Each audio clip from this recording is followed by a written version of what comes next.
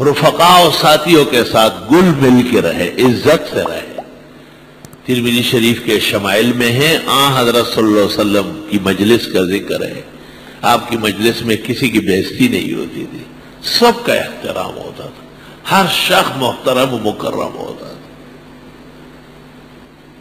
اور خود آپ کی شان دے کے مسلم شریف میں ہے، ام المومنین حضرت عائشہ فرماتی ہے، حضرت رات کو اٹھے تو فرماتی ہے قام رویدہ، آہستہ سے آپ اٹھے، بی بی سو رہی ہے، آپ پیغمبر بڑے مقام کے ہیں، بی بی کا عذر ہوگا بشری، ففتح الباب رویدہ، آہستہ سے دروازے کی کنڈی نکالی،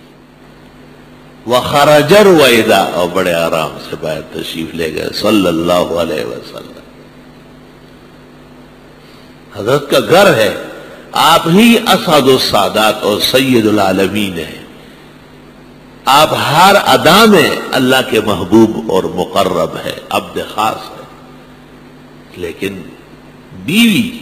منکوحہ مفروشہ، اس کے احترام اور تقدس کا بھی پورا اندازہ ہے۔